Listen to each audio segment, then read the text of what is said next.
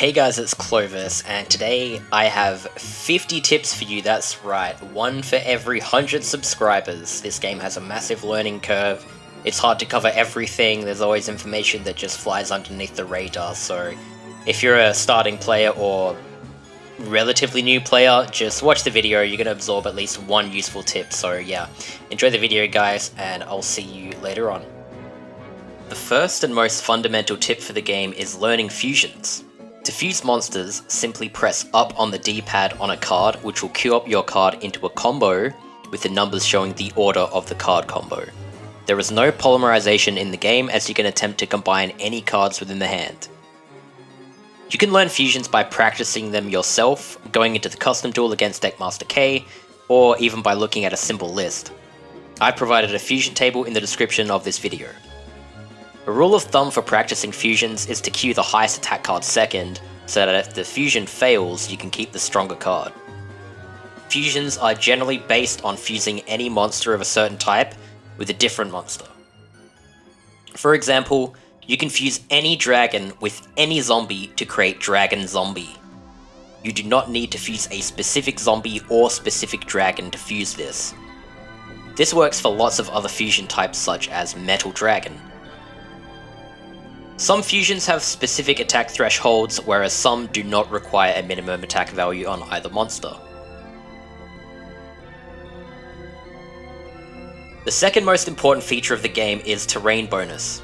If your monster is strong on a terrain, it gains 500 attack and defense, which is quite significant, and it can also move 2 tiles if the monster is face up. On the contrary, if your monster is weak on the terrain, it will have its attack and defense reduced by 500. This can provide an attack and defense swing of 1000, which is a lot. If you play strong fusions on terrain that supports it, you can easily compete with your opponent's monsters.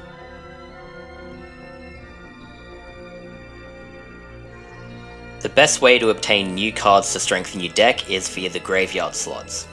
Every time you defeat a duelist, you get to play a slot reel minigame featuring the cards that were in the opponent's graveyard slot. This is your chance to gain up to 3 cards from the opponent after each duel. The best cards you can get from the opponent are spells, traps, and equips. Keep in mind that not all cards show up in the graveyard slots, but equips and terrain cards are still among the most useful cards for beating the game, so collect those while you can. You can also go to the custom duel to duel Deckmaster K to earn bonus copies of your own cards via the graveyard slots. You can gain information of your opponent's cards by looking at their graveyard. If you see the enemy fuse monsters, you can look at what monsters it fused and what equip cards it used by looking at the graveyard. As a beginner, you can use this to figure out fusion combinations, and if you know what the fusion is, it tells you exactly what monster the enemy has played while it is still face down.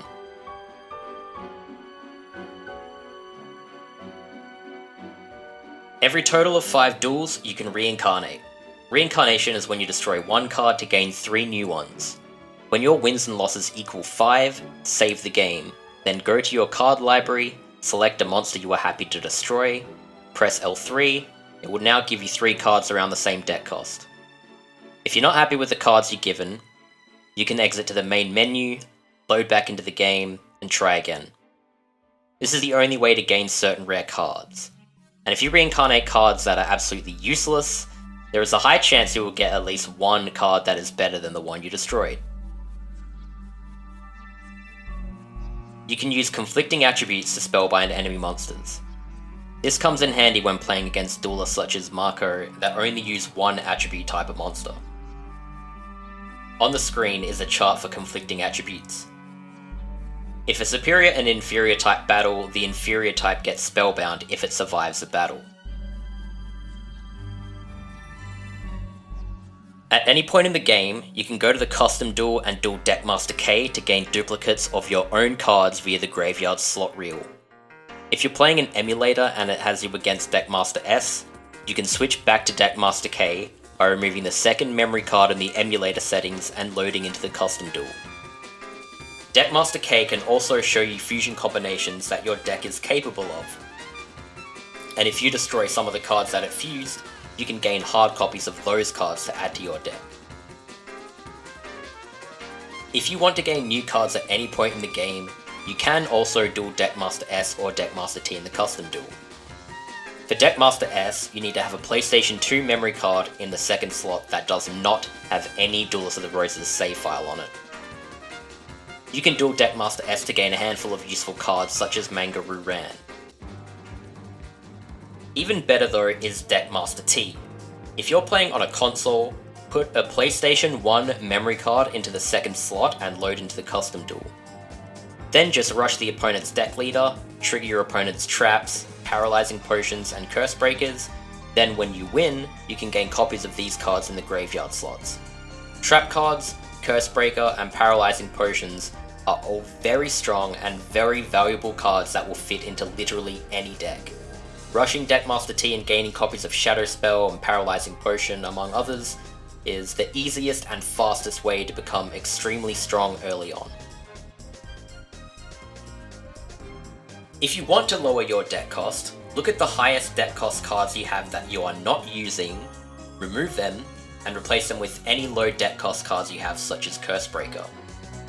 If you replace monsters that have bad stats with low deck cost cards such as equip cards, your deck cost goes down and the potential damage of your deck will increase. You can move trap cards and cards such as Paralyzing Potion towards enemy monsters to bait the AI into attacking them. If you see the enemy stack a lot of power-ups on a card, you can position a Curse Breaker in front of it, and the enemy will attack it and reduce its attack and defense back to its default. For a good deck ratio, a good rule of thumb is to have around 20 to 25 monsters, approximately 7 equips, and then the rest of the deck can be any spells and or traps you happen to have. Starter decks generally have over 30 monsters, 1 to 3 equips, and 1 terrain card. So as early as possible, you want to remove monster cards with undesirable stats and replace them with cards such as LP recovery spell cards, or any bonus equips, cards that will benefit any deck.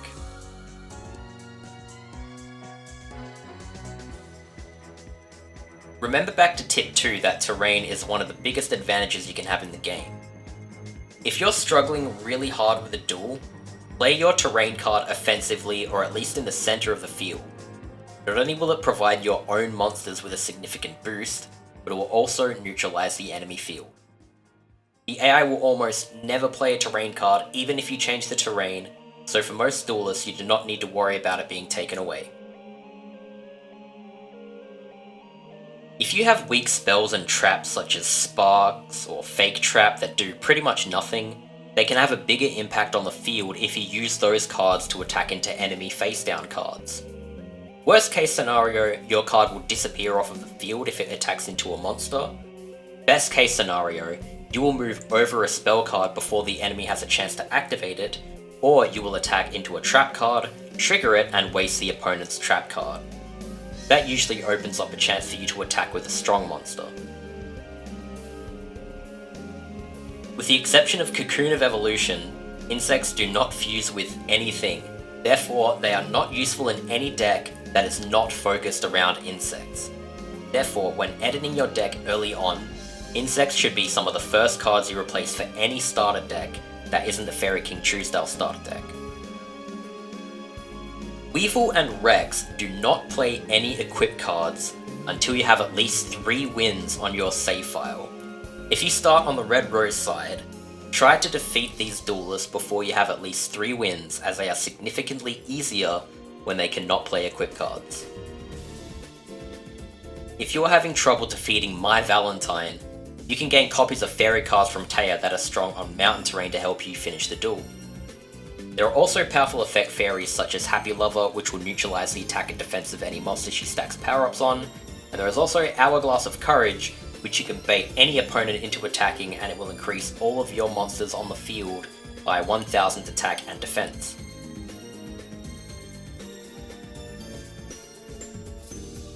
If you have seen that the enemy has cards you'd like to obtain, you can always duel them repeatedly in an attempt to gain those cards from the graveyard slots.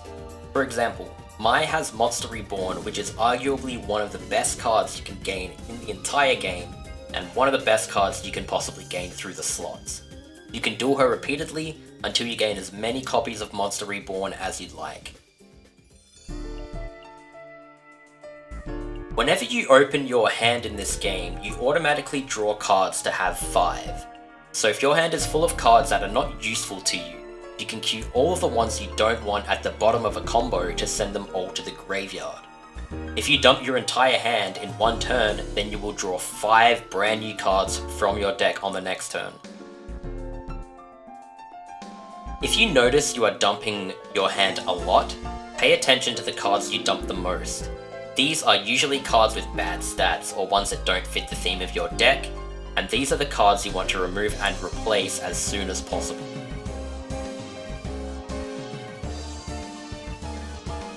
Female cards are their own archetype and worth paying attention to. You can tell if a card is female or not if you look at its equips and see Cyber Shield and Electro Whip listed as equips. The reason why females are so important is because they are very useful for fusions. You can fuse your weak female cards with a variety of monsters including plants, beasts, and fairies. When playing against an opponent who has Mirror Force, keep your cards in defense mode.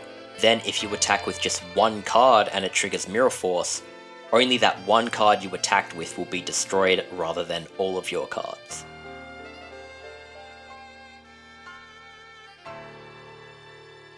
If you reincarnate cards around 50 deck cost, you can gain copies of some of the strongest obtainable cards in the entire game, including Skull Knight for example. If you reincarnate spells or traps, you're more likely to get spells or traps than you normally would be if you reincarnated a monster card. If the AI has a monster that is 1500 attack or higher, they will never attack onto crushed terrain, even if it wins them the duel. You can use this to play near the enemy's powerful monsters without fear of having your deck leader being attacked directly if you stand on crush tiles. The AI need time to set up their board and bring out powerful monsters, so if you rush towards certain duelists like Taya, they become far easier than they would be if you just kept your distance.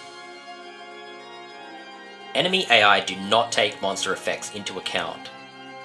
Therefore, you can put cards that change the terrain in battle on unfavored terrain, and the enemy will attack into it without calculating that it will lose after the terrain has been changed by the monster's card effect.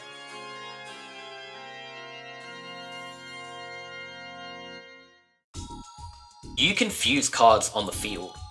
This is useful for recycling a monster after its effect has been used, for example, a flip effect.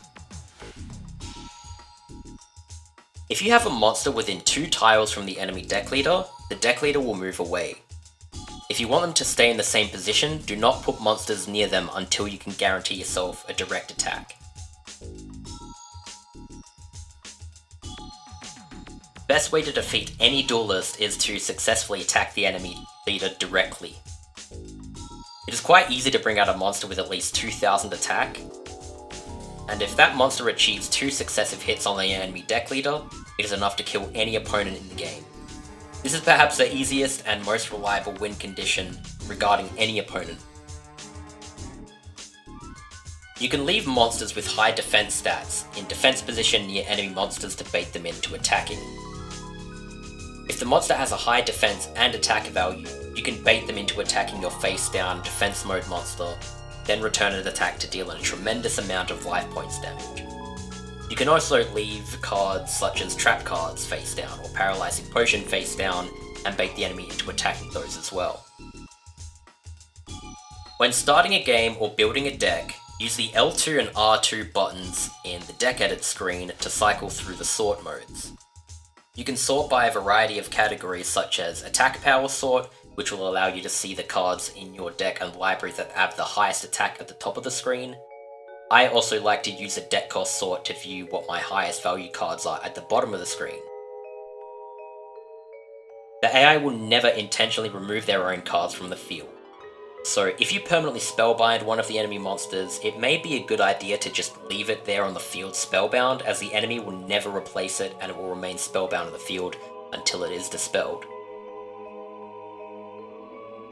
You can easily find out if a monster is compatible with an equip by pressing triangle over the monster card, then going to the power up tab. This will show you a list of all the cards that can be equipped onto that monster. Remember that you start with 4 summoning power and regenerate 3 summoning power every single turn. Because of this, it's more effective, reliable, and efficient to have a deck full of low summoning power monsters that you can fuse and combine into stronger ones. If your deck has too many monsters with a high summoning power, you'll often draw cards that you would not be able to play. Try and replace high summoning power monsters with lower ones if you can afford to do so. Do not use rituals. It takes up to 4 turns to summon one monster with relatively okay stats. However, you can easily achieve higher damage in one hand simply by piling equips on a powerful monster. Any effect that claims to shuffle cards back into the deck simply puts them at the bottom of the deck. This is beneficial if you use an effect such as Wall of Illusion, as you send the opponent's strongest cards to the bottom of their deck. They will not be able to get it back until they draw through their entire deck. When you take control over an enemy monster, you can use it for more than just attacking. You can play a card over it to send it to the graveyard, and your opponent will not get it back. You can also take control of an enemy effect monster to use those effects for yourself. You can also destroy the monster by taking control of it and moving it onto crushed terrain if it has a high enough attack. There are even more things you can do with this, but one of my favorites is using monster recovery to put that card at the bottom of your deck. The opponent will never get it back that way. Before you defeat Manawyd and Fabuleur, go back to any duelist you think has cards worth obtaining and defeat them until you gain those cards. If you defeat the boss and save the game, you can only continue by starting the second side of the game, and you will not be able to face previous opponents until you beat the other side of the game. If the enemy has magic jammers, simply activate weak spells before your strongest ones so that the magic jammer triggers on a weak card such as Sparks, as opposed to a more powerful one such as a terrain card that will change the entire pace of the duel. More powerful enemies such as the final bosses and Pegasus can actually see your cards even if they're face down. Seeing as they'll never attack into your monsters if your monsters' attack are higher, you can bait them out with weak monsters or even just trap cards.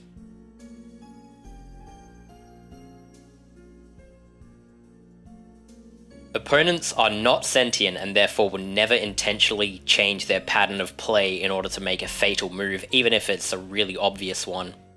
So I encourage you to take risks in situations where a win seems unlikely.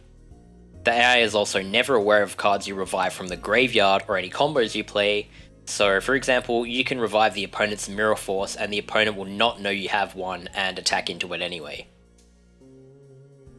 If the enemy has brought out an extremely strong monster that you have no way of getting rid of and you don't have anything powerful enough to destroy it, it is honestly just worth it to just surrender the duel and try again. If you go back into the duel and that powerful card happens to be at the bottom of their deck, the duel will generally end before they draw it. If you're strong enough to defeat Panic, you can farm trap cards from him if you do not have a PS1 memory card to dual deck Master T. Simply attack into his face down cards with your own trap cards, and if Panic plays a monster and your trap card is the only thing within the attacking range, he will attack it, and you can easily win the duel despite triggering a bunch of his trap cards.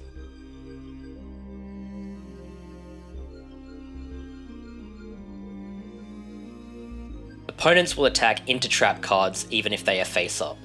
There is no reason to flip a trap card face up, but it is relevant if your trap card gets spellbound. If your monster and the opponent's monster on an adjacent tile have the same attack defense value, it will never attack your monster. You can use this to keep their monster there until you're in a position to make a better move, such as destroy both monsters to clear space and place something after they're cleared out of the way.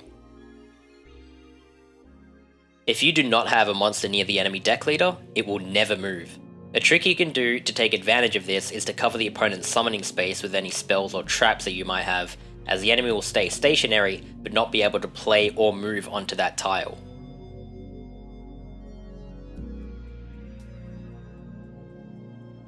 If you're having trouble with Necromancer or Keith, you can dual Rex until you gain the cards Eternal Rest or Stainstorm respectively, and use those cards to wipe out all of Necromancer or Keith monsters. You can also gain Breath of Light from Rex and reincarnate any of these 50 deck cost cards from him to gain strong cards that are useful in all duels. Remember that Magical Neutralizing Force Field destroys all face-up traps in the game. So if you ever trigger a Mirror Wall, Royal Decree, or Gorgon's Eye, you can immediately activate Magical Neutralizing Force Field to not only revert the effect of those trap cards, but also destroy those trap cards on the field. The AI will play defensive if their life points drop below 1000. If their life points are below 1000 and they shift all their cards to defense mode, it will be hard to finish the duel without a direct attack on the deck leader. You can bait out a direct attack onto your own deck leader, and the AI will go for it every single time, even if it has 0 attack. Bait the opponent for a direct attack so you can deliver a finishing blow to their monster while it's in attack mode and reduce your opponent's life points to 0. And the 50th and final tip is to be patient with the game. For a new player, if you're experiencing difficulty, there is always a solution to the game. Your opponent may have simply drawn their best cards and you drew your worst, in which case it's worth it to strengthen up your deck. So just keep your chin up and try again. There's absolutely no penalty for losing, and even if you have repeated losses, you can actually use those loss counters to count towards reincarnation, to reincarnate any spare cards you already have that aren't particularly useful, and you might get better ones. You can also go back to duelists you have defeated to gain stronger cards from those duelists to fight new ones. The more you play, the more you learn, and learning the game in an organic way will provide the best experience, so don't give up. And that's it for the video. So thanks everyone for watching. I hope you found at least one tip useful, and also thanks for the 5,000 subscribers. Thanks for all the love. It means a lot that you guys enjoy these videos, and that's why I continue to make them. So yeah, enjoy, and I will see you guys next time.